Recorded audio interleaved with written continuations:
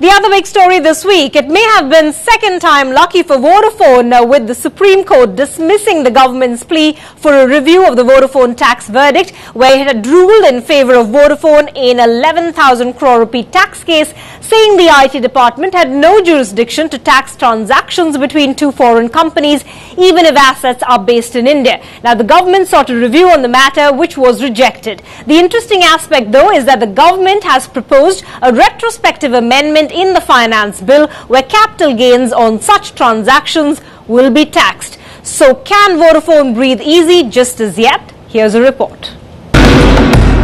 Vodafone's tax battle with the government continues to make news. Despite January 20th's ruling from the Supreme Court coming in the telecom major's favour, this week the government once again went to the apex court.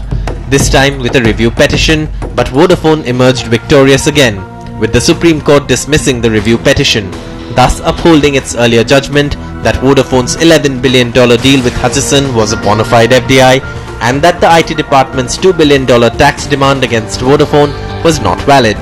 But the drama is not over yet, and Vodafone may yet be locking horns with the tax department once again for a third round of battle.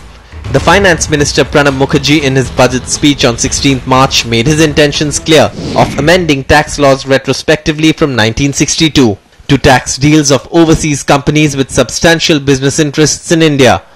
This move is expected to affect not just Vodafone but several other mergers and acquisitions deals, with the government hoping to raise nearly 35,000 to 40,000 crores by way of taxes. My own take is that I've said this publicly, that this whole proposal to make this amendment is unfortunate. It should have been a prospective amendment. This is absolute breach of faith. People come here and invest on the faith of your laws. They take legal advice. If your tax department has a different view, you litigate. You fought up to Supreme Court. They have heard it. You filed a review petition. They have dismissed your review. Any government should normally have said, very well, we accept defeat. But then somebody seems to be having huge ego problems with this. I don't believe all this story about the way this is all going on. So speculations are rife on what will be the government's next move. Law Minister Salman Khurshid says the next move on legal recourse will be available only once the finance bill becomes an act.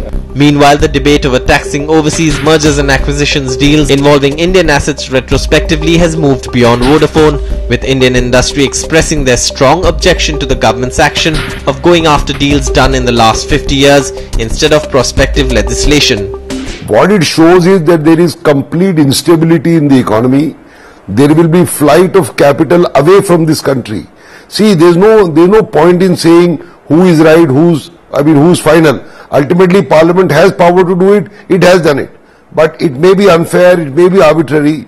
It has that power. And I don't think it augurs well for this country that just because of one transaction which has gone up to Supreme Court, you kind of say that I will never accept defeat and I will amend the law for the last 50 years and technically reopen all transactions which happened from 1962 onwards. I mean, it kind of shows that you are a banana republic. Legislature has the unfettered power to override the judiciary. The question that begs for an answer is that power that can be exercised in the manner in which it has been exercised? Of course, if you look at it from a challenge standpoint, there have been instances where such retrospective amendments have been challenged and held as unconstitutional by the Supreme Court in situations where this power has been exercised in an unreasonable manner. The uproar has also prompted premier industry body, the Confederation of Indian Industry, to take up the matter with the Finance Ministry. CII will be meeting the Finance Minister in its council meeting in Delhi on Sunday, and we will be taking up the issue. This week, though, brought some more consolation for Vodafone. The tax department is finally said to have returned rupees 2,500 crore plus interest lying in the escrow account to Vodafone as directed by the Supreme Court. But this joy may well be short-lived, as indications are that once the finance bill becomes an act, Vodafone will be asked to pay up, which means the battle may once again move to the courts. Bureau Report, NDTV. Now, Kingfisher Airlines